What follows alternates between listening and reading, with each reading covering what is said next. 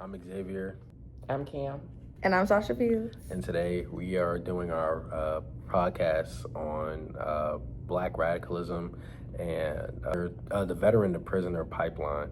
Hope you find it insightful. Yes, enjoy. I'm Dr. Frederick. I'm the chair of social work here at Virginia State University. I created the Home Front Readjustment for the Armed Forces Certificate, which is a program that helps veterans in the military community transition from the military into the back into the civilian community. It is a certificate offered here at Virginia State University, which I created when I was in grad school at University of Southern California. I have a doctorate and a master's from the University of Southern California, and my bachelor's is here from VSU. All of my degrees are in social work. I am a retired Army infantryman. I've done 12 years. I earned a Purple Heart when I was in Iraq for my second deployment, where I was paralyzed from the neck down. 40% of the body was blown up from the bomb. And then after rehabilitation and all of the things that go along with the, being in a coma, the burns, I came here to VSU to get a degree because I couldn't find employment, not because I was black, but because I was an infantryman, and my job to shoot people in the face essentially does not translate well into the civilian community. So I had to go and find a job, which led me to here to get a degree so I could find a job. And fast forward about 10 years later, here I am. The first question is for you, Dr. Frederick. What do you believe, in your own words, that Black radicalism is? Black radicalism is a movement to address social inequality, simply put. You believe that Black radicalism can influence a change in the veteran to prison pipeline? I think that's a multifaceted question. Therefore, it's a multi-layered answer. The veteran to prison pipeline, even that concept, I think that's all depending on the subcultures of the military in general. What service, what did they do in the military? Where are they from? So if we're talking veterans or service members from the North, then I think whatever those those racial inequalities that exist before anyone in the military are still present, and they don't really matter. If you live in a racist community or a subjugated community, and you are a veteran, I don't think that community that is racist is going to I don't think they'll give you a pass and change their views. I think as far as the veteran to prison pipeline, again, the military is predominantly Caucasian American male, on the contemporary ideals of the predominant white male, and they're just in a concentration in the military. Military veterans of black and brown cultures, the military only gives them it's a job to some extent. How long did they do in the military? That's another culture of the military. Because if they only did 4 years, then oftentimes the mindset of the individual or the community that they're from doesn't change. Mm-hmm. So it's a very difficult question to answer. Personally, I think the military gives black and brown individuals options outside of where they're from. Mm-hmm. Because once you get into the military, especially depending on what culture in the military you're a part of, I think that there's more of an acceptance of the black and brown, because now it's more about who has your 6, who has your 12, as far as your battle buddies. Mm-hmm. And I think there is no color. I personally don't think there's a color in the military. And I think I'm a part of a very, very, very small subculture of black and brown individuals in the military, because I was a combat soldier. Mm-hmm. And that's predominantly Caucasian. Yep. So it's 140 men in the company, and there was 3 black soldiers, 1 NCO and 2 black privates. Mm-hmm. Those 2 privates was later kicked out because they had a cocaine crack addiction when they entered the military. So then if you were to look only at that subset of that 140, it would suggest that, all of the black people in the company, or 50, 70, what was that, 66% of the people in the company that were black, they had a drug addiction. I think the correlation between veterans and those incarcerated after being veterans, I think that information can be skewed and based on, again, the demographics of where they come from and where they're going, if that makes sense. Do you think that the veteran population is overlooked? Veteran population is absolutely overlooked. I have a T-shirt that says, in so many words, it sucks to be forgotten, because the veteran population, once you take we call them green suiters. Once we're no longer a green suitor, it's pretty much you have to fend for yourself. The camaraderie and the spirit of corps that comes along with being in the service is no longer there, because civilians operate a little bit on an individual level, where everything in the military is based on a team. And I'll say there's a lot of benefits for the veteran community, but we're not aware of them. We never applied for a job before in our life, right? Because we went in high school, and you just go to MEPS, you sign up, and then boom. So when you get out in 20 years, 10, 15 years later, and you're looking for a job, what is a resume again? Health benefits. We've never had to do health benefits. We came from high school to the military. We never had to file, we never had to go and, pick an insurance plan, those things. Our children, about 75 to 85% of children, our children they go to civilian schools.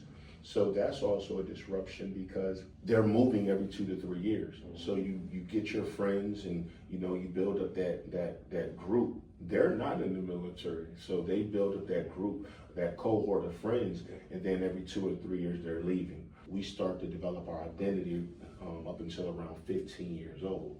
So that's who we're going to be for the rest of our life, with some modifications, obviously, some maturing, but for the most part, who we are going to be. So for a military child, even the family, that disruption can cause great anguish. And I'm not going to associate any of this with PTSD, because even PTSD is a very small subset of the military. I'm talking like 10 to 20% of 2 million active duty service members. But that small subset, everyone else who just gets out and they go home, then they have to find their way into the house, because the mom or the dad has been running the house while the service member has been working 18 hours a day, every day. And now I'm here every day, and I get off at 4 o'clock. So what's going on? I want to chastise the children, or I need this done. Everyone's like, nope, who are you again? Mom, dad, and that's always a challenge, and that causes disruption. So a lot of the alcoholism, the substance use that does occur, doesn't necessarily occur because of mental illness from the military. It's because of the transition. It's an easy getaway, or it's a maladaptive coping mechanism that we use just so we can say, all right, cloud nine, as the Temptations called it, right? I worked at the Richmond McGuire VA Medical Center here in Richmond as a social worker. And, even as a provider, both as a psychotherapist, social worker, case manager at both VAs, the issues that many of the veterans, because it's 100% veterans that you're serving. I know some VAs and some programs have to work with the spouses or the children, but I'm speaking specifically from, working with, a caseload on average of about 25 to 35 veterans that I saw a month. And most of them that had the challenges were challenges that everyone has. Financial challenges, spousal challenges, socioeconomic challenges, just, the problem with living in poverty. What happens with a lot of veterans is, as we transition out, that is our identity. We went into that from high school, and then you see us. And working with homeless veterans, I'll give an example.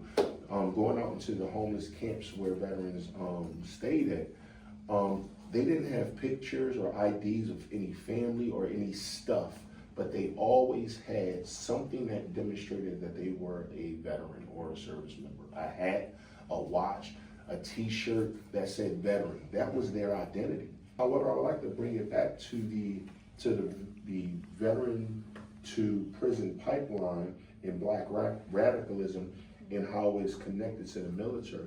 Where does this, what is the foundation or the basis of that? Personally, Yes. and just my outlook, because like I said, this is black political ideology. This is a thought, right?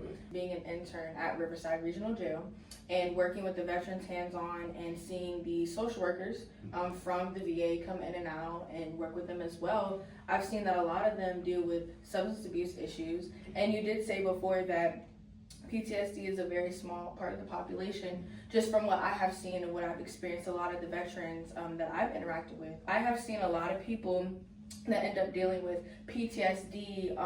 They just have a lot of mental health issues when they get out. And a lot of times, because again, they're dealing with those mental health issues, you're right, they're not really looking for those services. They don't really know where to look. They're not really thinking about that. They end up homeless. And because they are homeless, when they get arrested because, they're on drugs or they're dealing with those mental health issues, they end up in prison or jail. It's comfortable. You have somewhere to sleep, somewhere to eat. And that's a lot of the things that I've seen when I'm sitting in those groups at the jail with them. I've just seen so many black veterans dealing with PTSD, mental health issues, substance abuse, and just incarceration. And that's why I found this topic to be so compelling. And I took it from a black radicalism perspective because I felt like black radicalism is a good framework to come from, to think about. Because again, it's talking about the way that the system has been set up, because like you said, we all have the same opportunities, but with you also being somebody of black culture, what are also some things that are pitted against you in the world? On top of being a veteran, on top of having those mental health issues, on top of maybe, dealing with substance abuse or whatever else. Oh, I Yes. love it. I think our experience is what leads us to create theories and create models and approaches to address, those societal concerns. But what happens is all of the stuff we put into the closet while we're in the military, because we're now 18 hours a day, we put it in the closet. All the trauma, all the adverse childhood experiences that any of us experience, leaving our communities. And then when we get out the military, that stuff kind of start to come out. If you had any childhood trauma, substance use in the family, incarceration in the family, child abuse, adult abuse, any of those things that happened at home, they kind of start to peek their head out because now you have time to focus on those things. That's another reason that we drink. That's another reason that we do those maladaptive things that lead us to being incarcerated. And then we're also always so used to being in control because the military is the strongest fighting force in the world. I relate with quite a few things, thank God I didn't develop, bad coping mechanisms. I have people I can talk to, some people, a lot of people don't have that, especially coming to the military. That's why a lot of people join the military, because they want to find a family, because a lot of them don't have a family back home. My dad's a veteran, my mom's a veteran, so we understand. Now, my experience and their experience is completely different, but we have a sense of, we're on the same wavelength. Like, okay, I understand what you're going through. Regardless of what branch or job you're from, you've done, there's a strong sense of community and brotherhood. Navy, Marines, Army, whatever. It's not everyone. It's like less than 10% of the entire population around the globe.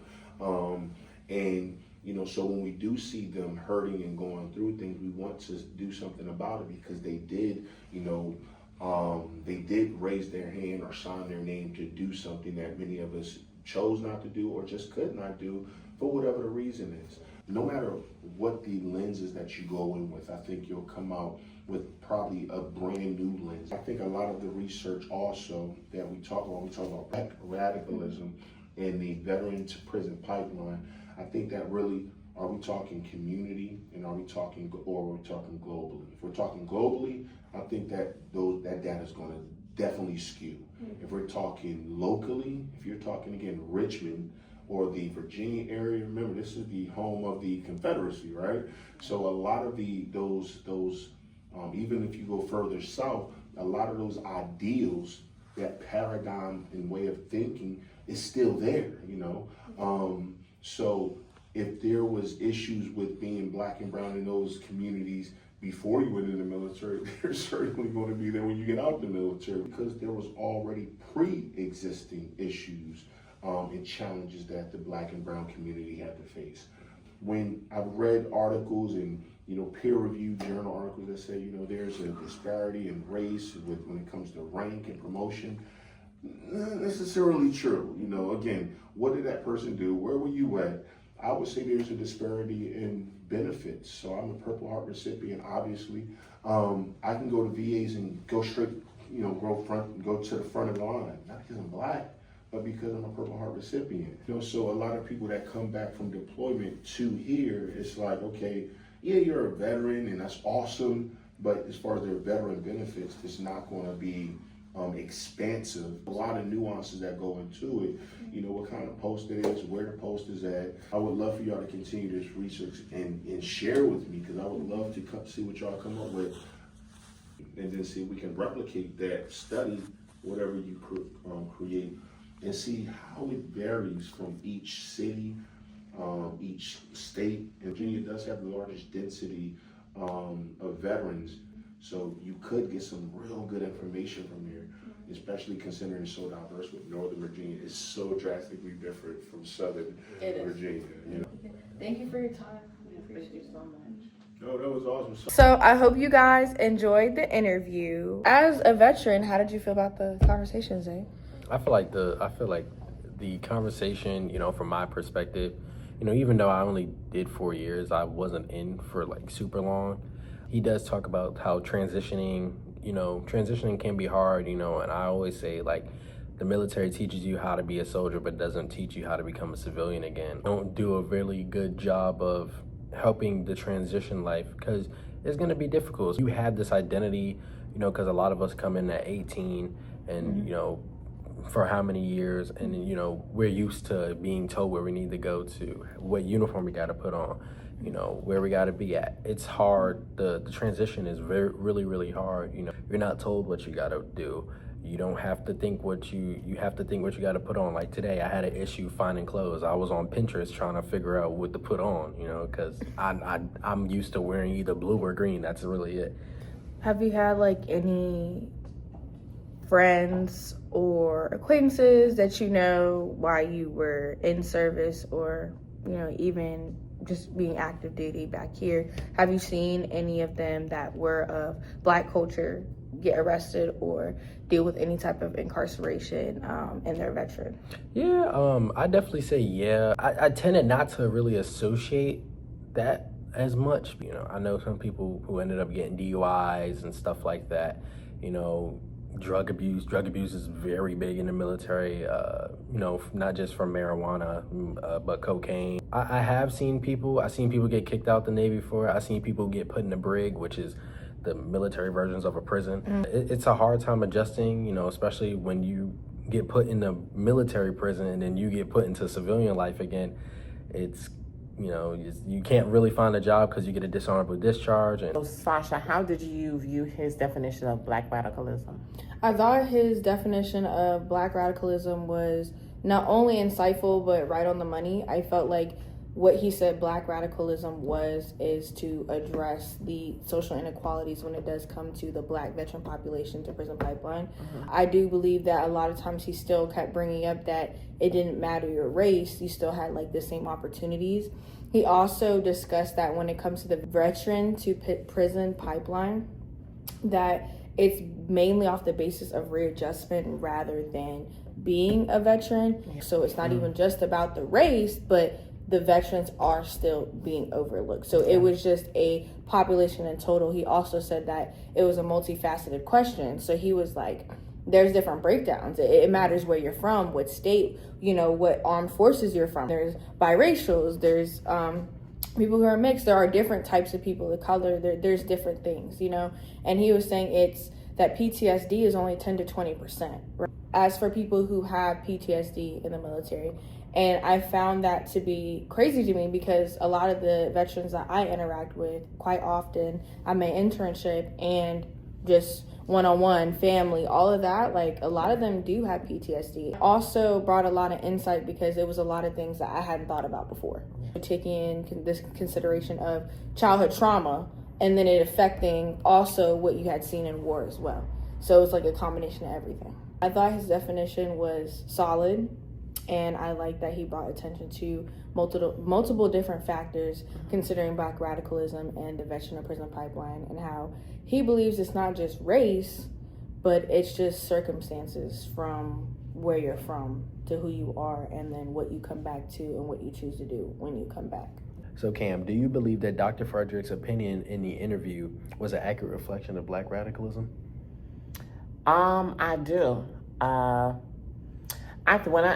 my perspective, Black men look at life as opportunists. It's from that men's perspective. I have to work to get it. If I don't work to get it, it's not I don't deserve it. And so his perspective highlighted a lot of things about life, but what he didn't highlight was, because of the course of our history, what should be rightfully ours. Mm-hmm. Bye.